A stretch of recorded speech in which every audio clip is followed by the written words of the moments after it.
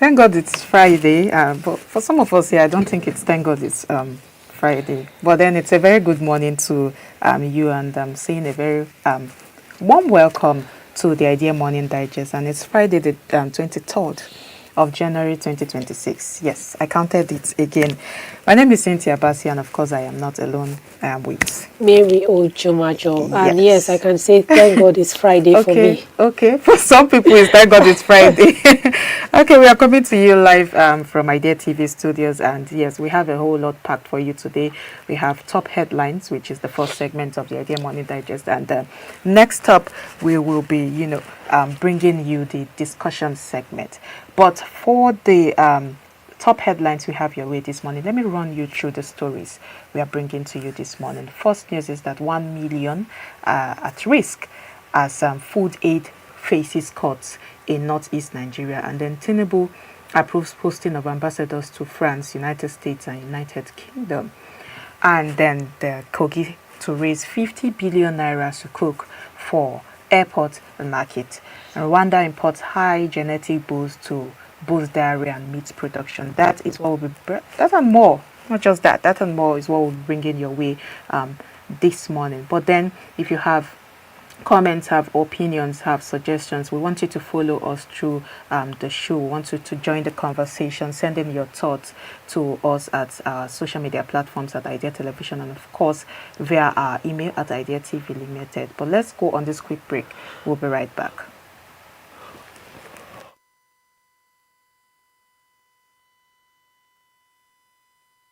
Hi, welcome to Idea TV, the first innovation television. At Idea TV, we bring you cutting-edge stories, insights, and shows that redefine innovation across Africa and beyond. Get ready to upgrade your mind.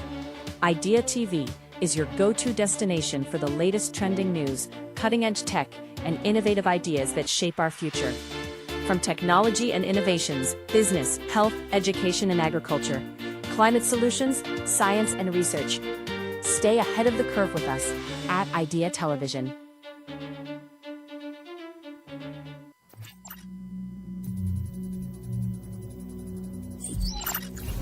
Machine customers. Machine customers are AI systems that can make autonomous purchasing decisions on behalf of businesses or individuals. These systems analyze data, predict needs, and place orders without human intervention. For example, AI-powered chatbots can reorder supplies for a company when stock runs low.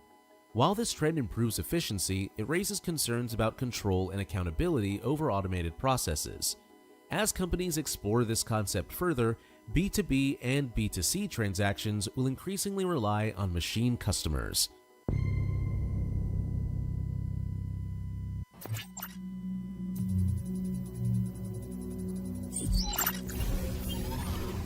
(5G) technology.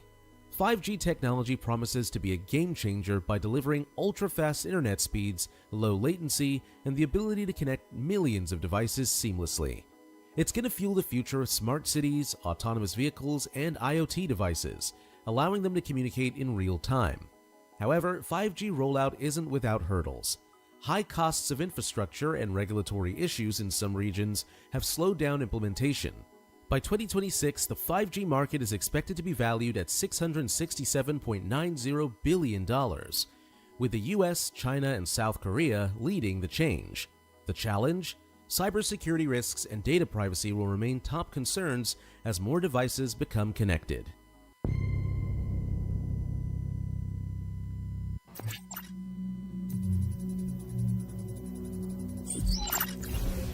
Augmented connected workforce. The augmented connected workforce leverages remote collaboration tools, AI insights, and wearable devices to enhance productivity. This trend is especially relevant in the era of hybrid work models where teams need to collaborate from different locations. Tools like Zoom and Microsoft Teams have become essential for communication, while wearable tech monitors worker health and safety. However, companies must balance employee privacy with performance game-changing technology trends shaping the future as we speak. Okay, good to have you back. Now let's get straight into this morning's main stories. I will see that no fewer than 1 million people in northeast Nigeria now could lose emergency food and nutrition assistance within weeks as funding shortages forces major cuts to humanitarian support. And the United Nations World Food Programme warned yesterday that Nigeria is facing one of its worst hunger crises in recent years. The World Food Programme says it is being forced to scale down food assistance from 1.3 million people to just 72,000 as violence escalates across northern Nigeria. Displaced families in camps may be left with no choice but to migrate or resort to desperate survival measures, including joining armed groups.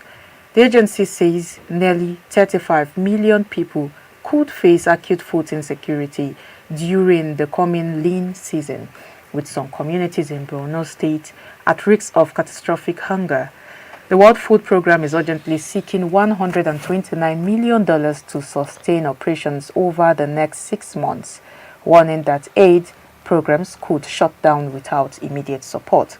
The way, even by the menu, reading this news can tell that it's not a very good news. You know, when I hear things like this, it worries me. It worries me so much. It's not even the issue of hunger that worries me the most. It's what hunger forces people to become. That is what worries me. So I just feel like most times we treat food aid as a charity issue. We take it as if it's a charity issue. But in places like the Northeast, it's no longer a charity issue. It's not. It has never been a charity issue. It shouldn't even be a charity case, because it's actually a stabilizing force, and it's a weapon. It's a weapon for so many things. It's also a weapon for war. It's a weapon for so many things, in case we don't know, especially in the Northeast, where we have a lot of issues of insecurity. Food can be weaponized. We never can tell. And when food disappears like this, what you get is that people don't suddenly find alternatives. Exactly. It's not easy to find alternatives. What they are left to do is that they will have to start making survival choices. Should I just go with this, or should I just do that? And all of those survival choices, especially in conflict zones like this, can be very, very dangerous. It can be very, very dangerous, because we are talking about how do these bandits, how do these terrorists build their workforce. And this can be tagged, issues like this can be tagged to how they build their workforce. We see that they keep multiplying. They are killing some, they are arraigning some, they are locking some away, but we are still seeing more numbers. How do these numbers increase? We can take cases like this. And there's also something deeply unsettling to me about how predictable this crisis, this food crisis is. You know, most times we wait until aid is about to collapse, until aid has reached the brim. That is when we'll begin to, you know, start sounding the alarm that something is going on. We need to focus in this area. Meanwhile, the same region has been stuck in a loop of displacement. They have been stuck in a loop of insecurity. We know what they are facing. They have been stuck in the loop of dependency for over decades now. And at some point, we have to ask ourselves, are we managing hunger? Or are we comfortable living with it as a background condition? We have to ask ourselves these questions, and, you know, push ourselves to want to do more as a country. When I say ourselves, I mean as a country, because, you know, food aid alone is not a long-term plan. When you come, that's why in most cases people take it as charity, measure, because you come and you give food, and then people keep expecting. It's not a long-term solution. It's just more like cutting down recklessness to an extent for a short period of time, and then you don't remove life support system before building the organs it's meant to replace. And then we keep having issues like this go over and over again. And if people are pushed into migration or armed groups, or, you know, that, I think it's not a humanitarian issue again. It's a systemic failure, like we always say. Of course. Because this is what it will push people to. It's a national security failure as well. So I think the Nigerian government should please pay heed to this and do something about it. It's very, very urgent. I think this should be looked into, just like you've explained rightly. All you said is actually very correct.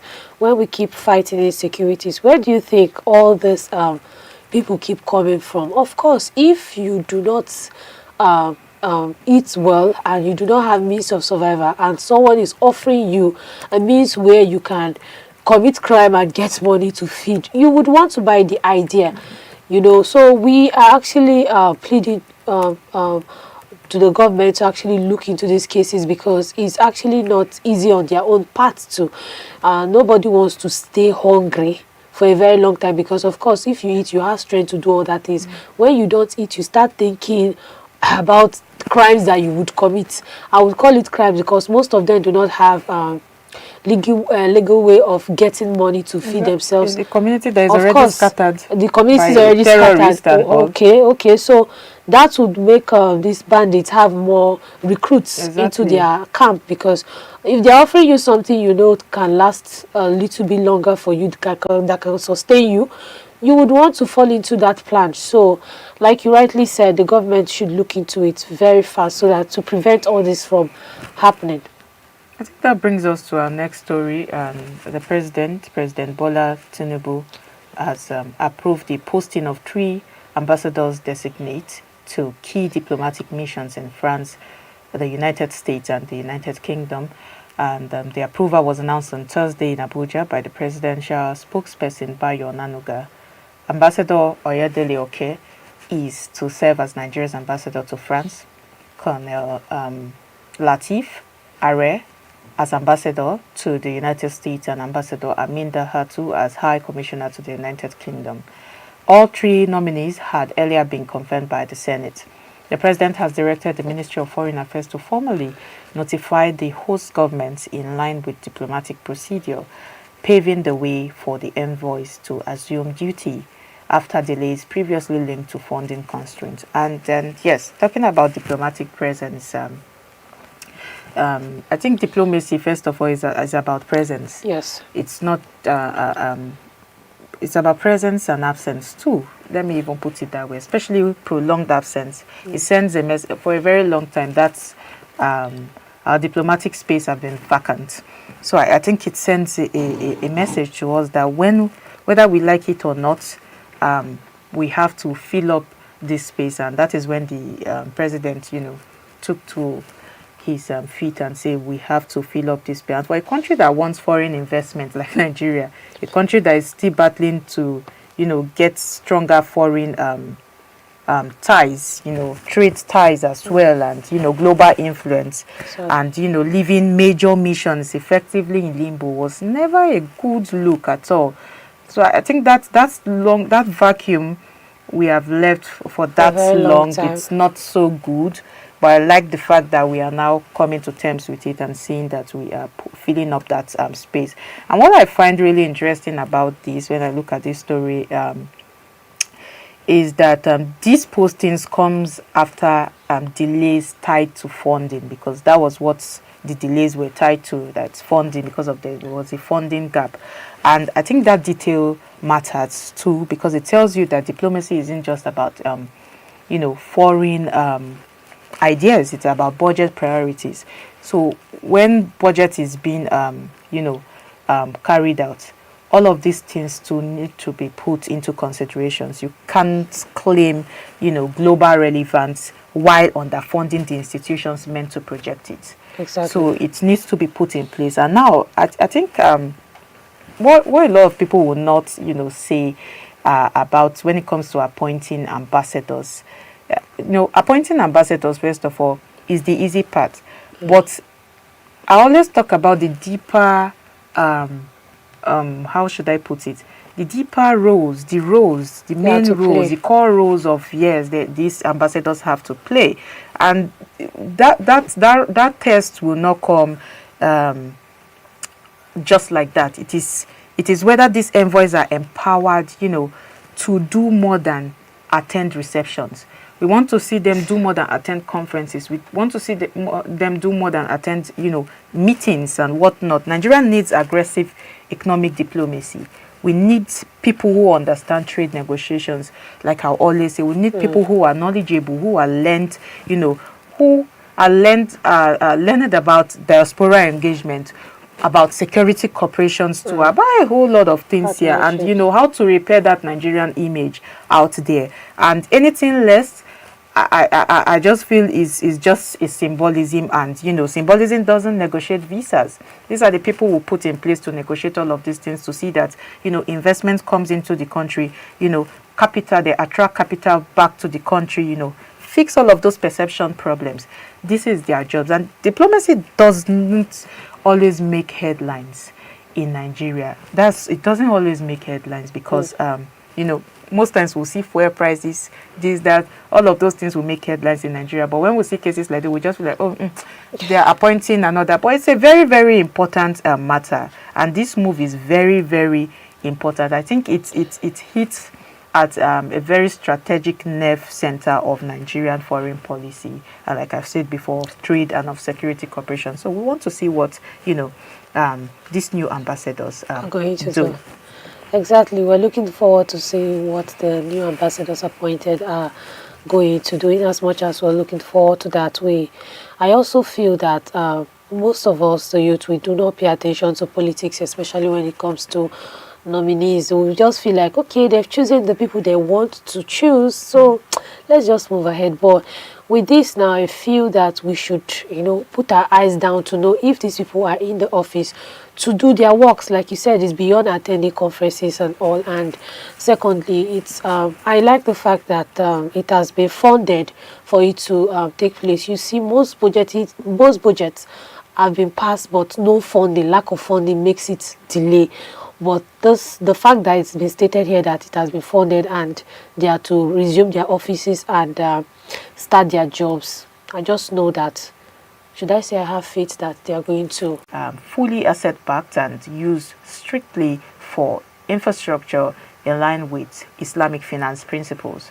State officials say the airport and Lokoja international market are revenue-generating projects designed to boost internally generated revenue and long-term economic growth. And the government says it has secured approvals from the State Executive Council and House of Assembly and has applied for an irrevocable standing payment order to strengthen investor confidence, with advisors and oversight structures already in place to ensure transparency and delivery. Very, very interesting. When I hear airports in KOGI State, I mean, that sounds it's a like, nice one, because yes, considering what is going on right now, a lot of people will feel like, okay, I think this airport is very needed just to cut way, but it's a nice development. Exactly. I think it's talks about where our subnational governance is even headed to, and I like to see it. And we've seen SUKUK finance a lot of things, a lot of projects in Nigeria, and whenever SUKUK financing comes with discipline, comes with, accountability, whenever it is done right, we'll get to see groundbreaking projects that could, turn around the economy and the growth of the country, not just even the state. Because, first of all, airports and market are very, very seductive projects. Like in our president's language, very sexy, very sexy projects, and they look good, when we talk about them. Like, I was very happy when I saw the news, like, okay, thinking of an airport in KOGI State, very interesting. But the real question here is about utilization. Exactly. Airport that doesn't attract traffic becomes a very expensive monument to ambition. So in as much as KOGI State is looking at, I know what an airport can bring to a place. So in as much as KOGI State is looking at airport, I like the fact that they are even looking at building the international market as well. They should look at other investment areas in the states that they can, upgrade.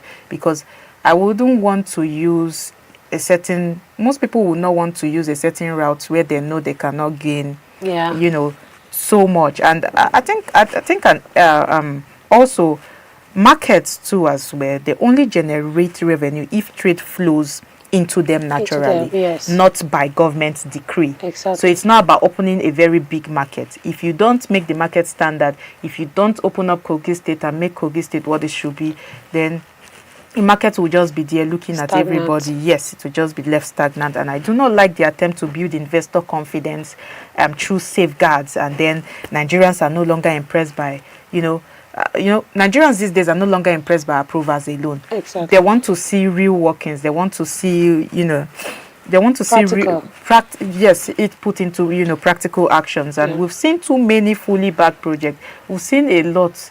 There are so many projects in Nigeria, and somehow they are quietly underperformed. So we don't want to see that case here. But I really like this idea. And if KOGI gets this right with an airport and an international market, especially that airport, it could become a model of infrastructure funding inside federal independence as well, and or federal dependence rather as well. So I just feel like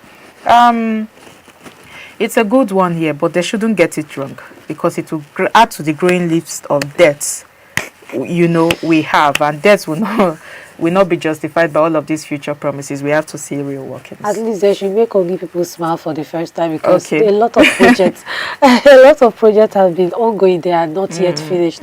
So seeing this one, a lot of people will see the news and be excited, and most people will be like, hey, they've started again. This is how they will put out this, and at the end of the day, we will not see the full structure of everything they've said so far. So I believe that they should actually, they should actually look forward to finishing just like they've started, because it's going to bring a lot of, investors into the plan. Yeah. Yes, everybody's looking forward to invest in a place where they can have security, and they can have, That's another thing. yes, where they can go to peacefully and come back peacefully, not where it's troubled and not settled. So with all this put in ground, I just believe they should put it into practical work and let people see and be more happy. I'm smiling because it's KOGI State. Okay, let me just... Okay, yes, our brides. Is it your husband? Okay, okay, but let's move to we'll talk about that later. Let's move to the next, the last story we have here. And Rwanda has imported 10 high genetic Holstein Friesian dairy bulls from Germany, received on Wednesday by the National Agricultural and Animal Resources Development Board. A further 20 bulls, including dairy and beef breeds, are expected by April 2026. The imports are part of Phase 2 of the Rwanda Dairy Development Project, a $100 million program funded by the International Fund for Agricultural Development and launched in 2024 to modernize the dairy sector.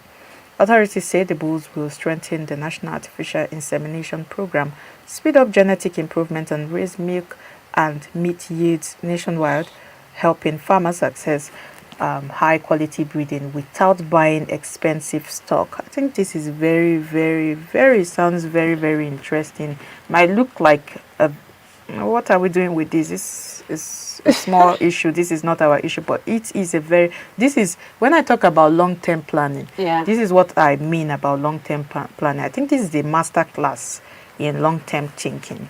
Because Rwanda, first of all, understands something many Africans struggle with, which is food security.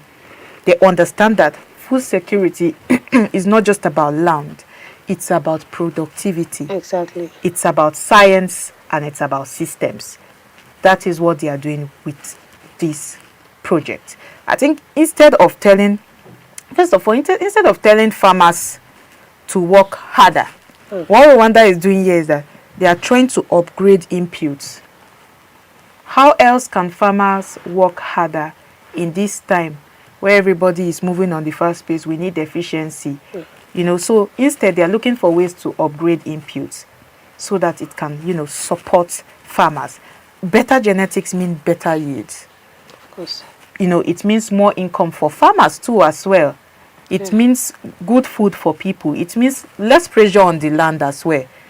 Sometimes farming is good, but there's the level to how you till the ground, it becomes a problem too. You begin to degrade the land as well. Yes. Exactly. So sometimes we have to find alternatives to just balance the whole equation. And it's quiet, but it's I think this is a very, very, should I say glamorous? Is that the right word to use? Policy. I think it's, yes, but it compounds over time. And I just think it's a very, but then,